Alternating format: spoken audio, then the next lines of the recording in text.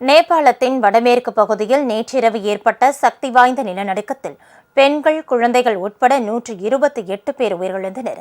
இந்த நிலநடுக்கத்தின் தாக்கம் தலைநகர் டெல்லி உட்பட வட மாநிலங்களில் நில அதிர்வாக உணரப்பட்டது.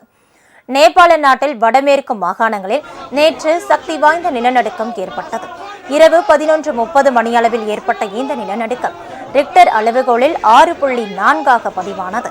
இந்த நிலநடுக்கம் காரணமாக மேற்கு ருகும் உள்ளிட்ட பல மாகாணங்களில் வீடுகள், கட்டிடங்கள், அடுக்குமாடி குடியிருப்புகள் இடிந்து விழுந்தன. கட்டிட இடிபாடுகளில் சிக்கி 128 பேர் உயிரிழந்தனர். ஆயிரக்கணக்கானோர் படுகாயமடைந்துள்ளனர். இவர்களில் பலரின் நிலைமை கவலைக்கிடமாக உள்ளதால் உயிரிழப்பு அதிகரிக்கக்கூடும் என்று தெரிகிறது. நிலநடுக்கத்தை தொடர்ந்து மீட்பு பணிகள் உடனடியாக மேற்கொள்ளப்பட்டன. இடிபாடுகளை அகற்றும் பணிகள் தொடர்ந்து நடைபெறுகிறது. ஒரே மாதத்தில் நேபாளத்தில் இதுபோன்ற சக்தி வாய்ந்த நிலநடுக்கம் ஏற்படுவது இது 3வது முறையாகும். நேபாள நிலநடுக்கத்தின் தாக்கம் டெல்லி, உத்தரப்பிரதேசம், பீகார் ஆகிய மாநிலங்களிலும் உணரப்பட்டது. நில அதிர்வு ஏற்பட்டதை தொடர்ந்து கட்டிடங்கள் குலுங்கியதால் பொதுமக்கள் வீடுகளை விட்டு வெளியேறி வீதிகளில் தஞ்சமடைந்தனர்.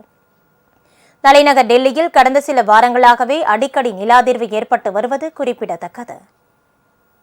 உங்கள் ராஜ் நியூஸ் தொலைக்காட்சி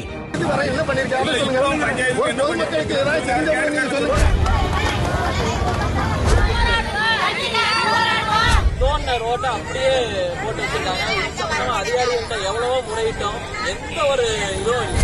இந்த இடத்துல எல்லாம் பாத்தீங்கன்னா அந்த பிளட்டுக்கும் இதுவா இருக்கு, அப்படியே தெரியுது பாருங்க.